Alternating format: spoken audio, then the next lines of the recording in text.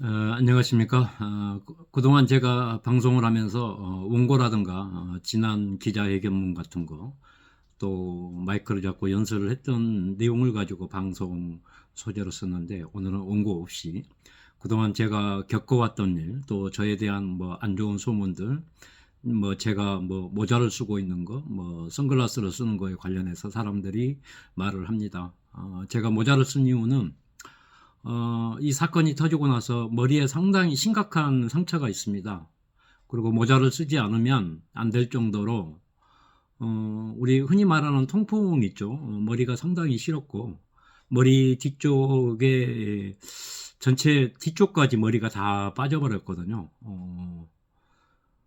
그런 또 상태로 제 몸이 또 그렇고 이가 앞니가 한꺼번에 작년에 빠져버리다 보니까 단어 선택이나 또 말하는 것도 어눌하고 또 잠잘 때도 마찬가지고 잠잘 때 같은 경우는 뭐 겨울만 되면 잠을 못 잘 정도로 발가락 사이사이에 그 통풍이라고 그러죠.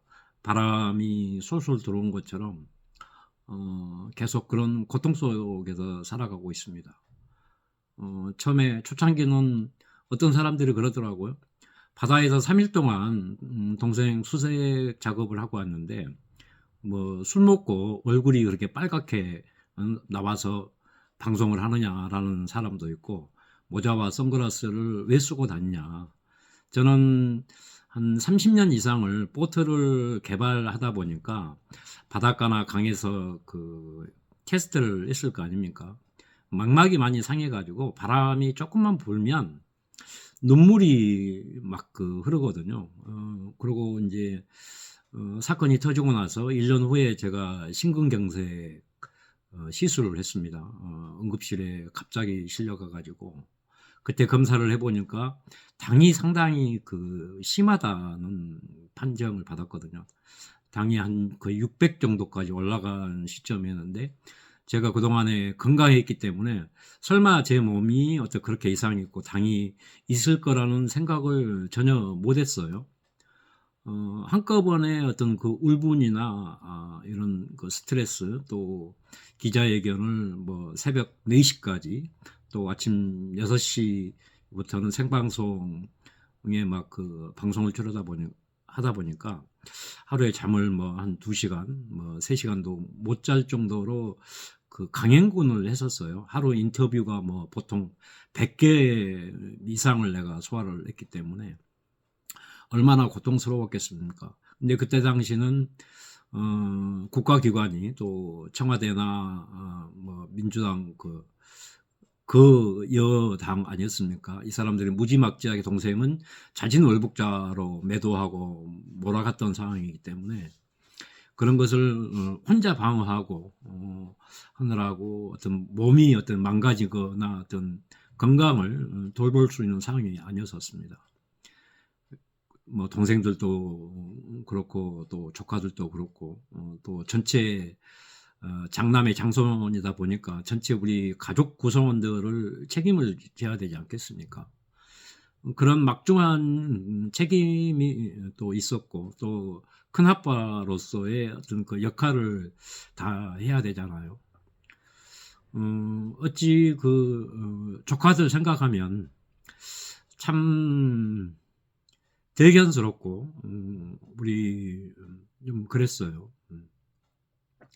큰아빠가 아빠를 위해서 그렇게 고생하시는데 자기네들 열심히 공부하고 군 생활을 하겠다라고 해주고 또 군에 가기도 했었는데 어찌 보면 우리 전체 우리 나라의 모든 가장들의 어떤 그 역할이나 생각 아니겠습니까?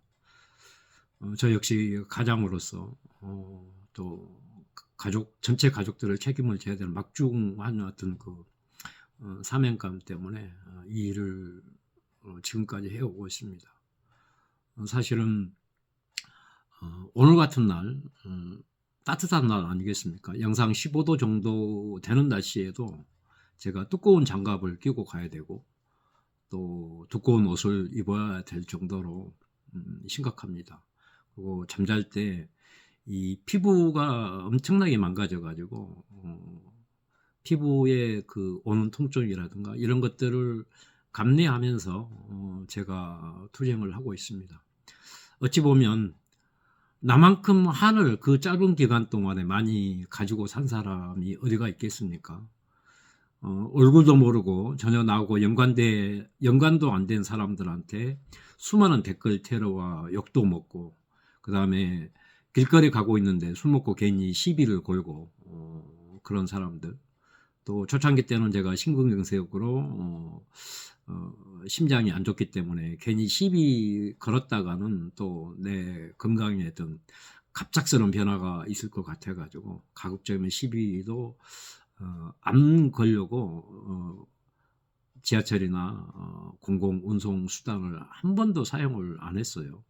제가 차로 직접 운전하고 다니면서 거기까지 왔었는데, 그래도 나름대로 뭐 밥은 먹고 살 정도의 어떤 그 기술이나 회사를 운영을 하고 있다가 갑자기 이제 이 동생 사건, 또 뭐 그전에 코로나가 또 있었지 않습니까? 좀 힘들었었죠. 매출이 잘 나오던 회사가 갑자기 그냥 뭐 거의 제로의 매출 되다 보니까 그동안에 모든 경비를 혼자 감내하고 돌아다니고, 뭐 인터뷰라든지 어떤 뭐 현장이라든지 이걸 많이 하다 보니까 뭐 이것저것 뭐 회사 뭐 그다음에 건강 이것을 돌볼 수 없는 그 상황까지 가버렸어요. 그리고 공장도 맹도를 당했었고, 그랬는데 물론 나한테 질타나 악성 댓글이나 테러도 있었지만 그래도 우리 수많은 우리 그 우파의 따뜻한 분들의 어떤 격려와 응원과 성원 때문에 아마 지금까지 온 것 같습니다. 저는 이 서해 피격 사건에 관련해서 이렇게 생각을 합니다. 이 부분은 이념을 떠나서 국가의 존재 이유, 국가는 그 어떤 상황에서도 국민을 지키고 보호해야 된다는 그런 막중한 사명을 가져야 되잖아요. 국가기관도 마찬가지고 또 대통령도 마찬가지고 정치하는 국회의원도 마찬가지입니다.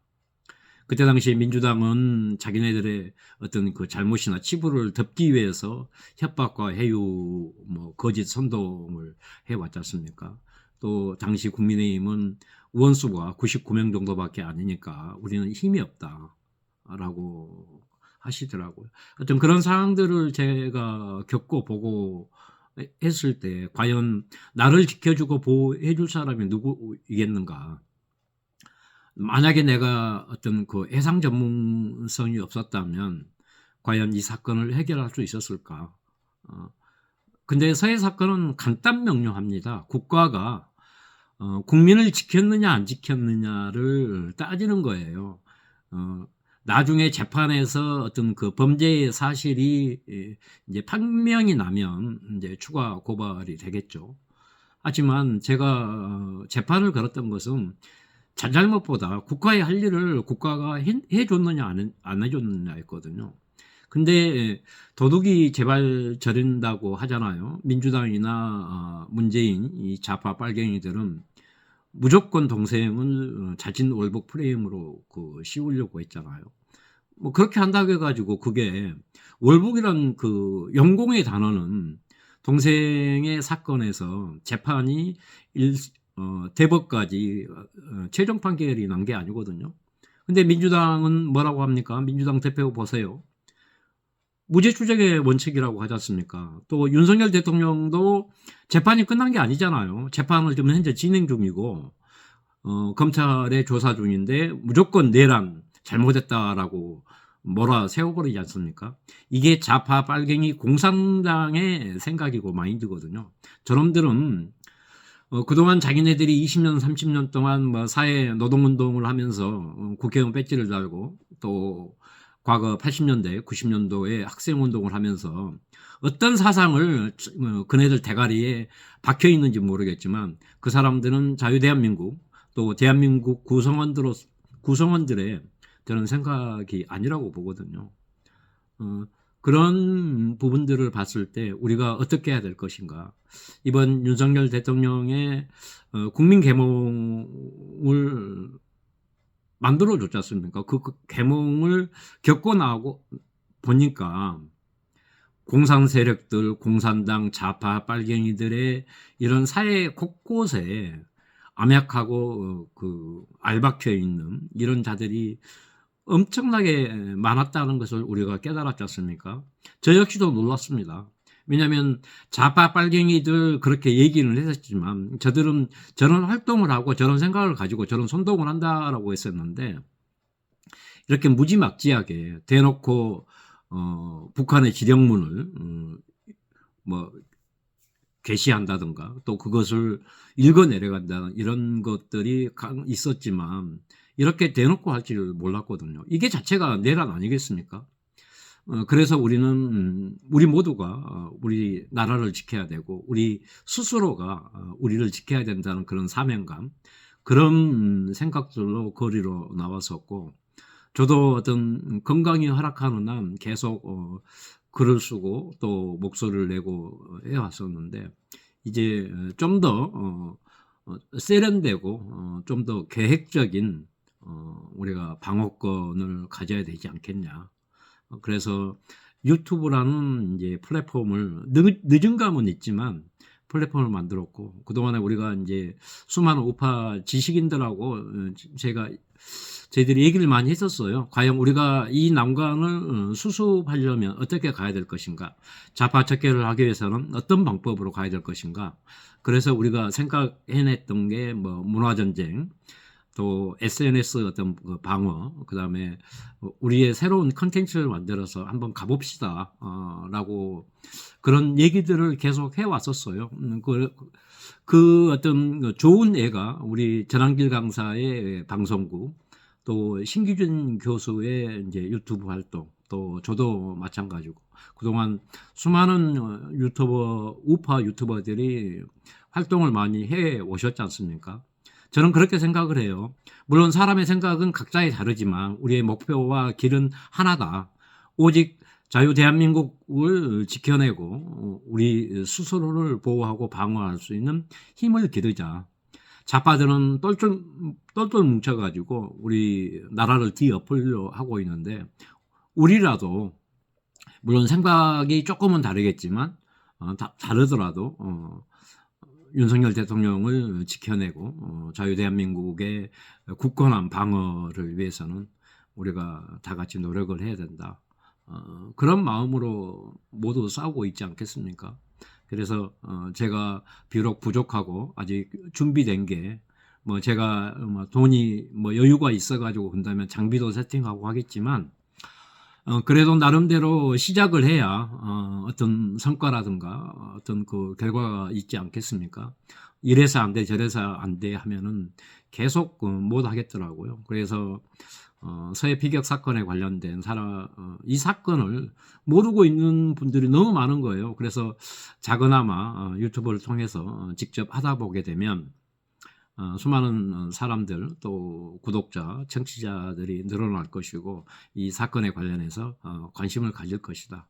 그리고 아직 재판 중이기 때문에 어쩌면 내일 아마 재판 있을 거예요. 아마 계속 비공개 재판으로 하고 있었는데 곧 공개가 되지 않겠습니까? 공개가 되면 민주당과 문재인이 벌였던 그런 끔찍한 만행들을 여러분들이 또 직접 보실 수 있을 것 같고, 또 거기에 관련된 생생한 정보들을 여러분들과 함께 나눠서 국정농단에 관련한 이 끔찍한 만행을 우리가 두 번 다시는 이렇게 있으면 안 되겠다. 그리고 앞으로 저는 그런 활동도 할 겁니다. 북한 인권 문제에도 제가 관심을 가질 거고요. 또 제가 이 사건 6년 동안에 전국에서 수많은 사람들이 찾아왔었어요. 저한테 도와달라고. 근데 제가 일반인 신분에서 뭐 정치인도 아니고 어떻게 해결을 못 하겠더라고요. 근데 얘기를 들어보면 이제 자기네들이 그 사건 자체를 잘못 계속 유지를 해와서 제 어떤 뭐 도와줄 수 있는 방법도 없었고, 그 다음에 이제 변호사의 조력 정도 를 인제 받으려면 제가 인제 변호사들을 연결을 해 가지고 "이 부분 좀 억울한 부분이 많다. 변호사님께서 좀 해결해 줄 수 있으면 좀 해 달라." 그런 뭐 그렇게 해서 몇몇 분은 해결된 분도 있으세요. 그래서 사회적 약자들 또 힘이 없고 언변의 능력이 없어서 사람들한테 대항력을 못 가진 사람들도 많더라고요. 그런 것들. 그다음에 우리 사회 곳곳에 뿌리 박혀져 있는 악습들을 한번 관심을 가지고 그런 목소리 또 그런 사람들 의견을 경청을 해서 해결할 수 있는 방법들 예를 들어 정치권에 연결한다든지 또 뭐 법 법에 관련된 부분이라면 변호사들을 연결을 해서 좀 더 그 사람들이 그 아픔을 해결할 수 있는 방법들을 제가 한번 찾아보려고 유튜버가 됐고 또 이 플랫폼을 통해서 또 많은 사람들과 경 공유하고 또 그 사람들의 애환을 듣고 그 아픔을 닦아낼 수 있는 그런 어떤 장이 됐으면 좋겠습니다. 물론 지금은 어 기존의 사람들보다 많이 부족하지만 그렇더라도 여러분들께서 많이 도와주시고 응원해 주시고 용기를 북돋아 줬으면 좋겠습니다. 제가 할 수 있는 최선의 방법으로 저의 이 플랫폼을 강하게 이끌어 나가겠습니다. 세상은 바로 갈 수도 있겠지만 정직하고 보람된 방법이 좋지 않겠습니까? 어떤 그런 노력들을 할 생각이고 여러분들과 또 자주 소통하는 시간을 가져 보도록 하겠습니다. 자주자주 콘텐츠를 만들어서 올리겠습니다. 그리고 또 저 같은 경우는 다른 어떤 유튜버들보다 좀 독특한 콘텐츠를 제가 가지고 있잖아요. 직접적인 피해 당사자이고 하기 때문에 요런 것들을 어떻게 해결을 하고 또 여러분들한테 어떤 도움이 될 수 있는 길이 있는지 요런 방법들을 많이 찾아서 좀 더 세련된 콘텐츠로 거듭나겠습니다. 감사합니다.